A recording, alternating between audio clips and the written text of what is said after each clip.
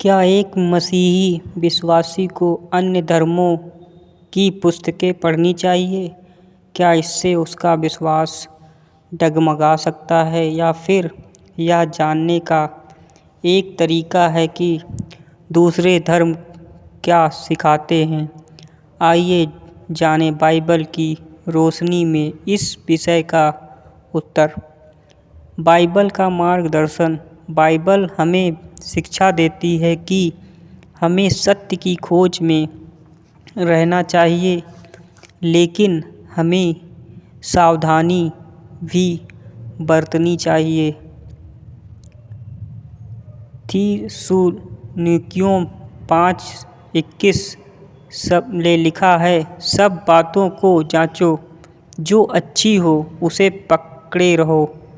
इसका अर्थ है कि ज्ञान की खोज गलत नहीं है, लेकिन जो भी पढ़े उसे बाइबल के मापदंड पर परखे। प्रेरितों का उदाहरण। प्रेरित पौलुस ने भी एथेंस में यूनानी दार्शनिकों और मूर्ति पूजकों से चर्चा की।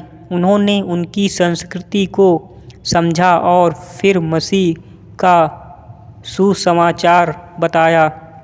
प्रेरितों के काम 17:13 में लिखा है, मैंने देखा कि तुम एक अज्ञात देवता की पूजा करते हो।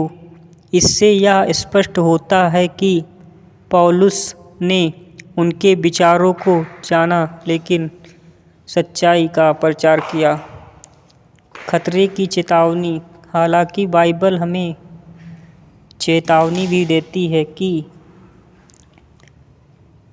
कुलुस्सियों 2 में लिखा है, चौकस रहो कि कोई तुम्हें दर्शन और व्यर्थ धोखे से लूट न ले।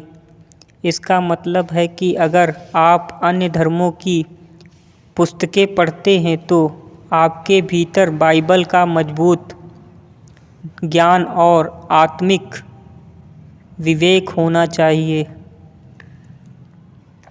कब पढ़ना सही और कब नहीं?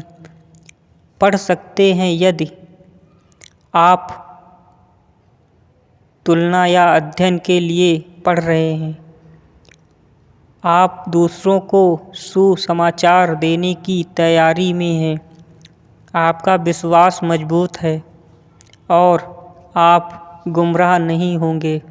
नहीं पढ़ना चाहिए यदि आप भ्रमित हो रहे हैं, आप सच्चाई से दूर जाने लगते हैं, आपके मन में संदेह या संकोच आने लगे।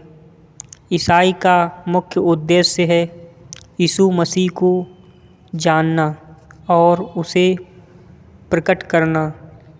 दूसरे धर्मों की पुस्तकों को केवल ज्ञान, संवाद और तुलना के उद्देश्य से पढ़ा जा सकता है, लेकिन परम सत्य की खोज में बाइबल ही अंतिम अधिकार है।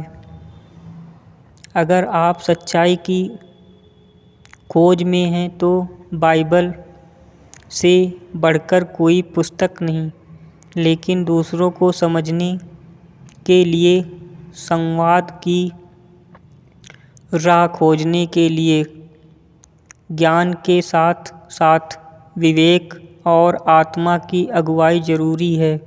वीडियो अच्छा लगा हो तो लाइक करें, यीशु की वाणी चैनल को सब्सक्राइब करें और कमेंट में बताएं, क्या आपने कभी किसी अन्य धर्म की किताबें पढ़ी हैं? आपको क्या महसूस हुआ? प्रभु यीशु मसीह आपको बुद्धि और विवेक से भर दें। आमीन।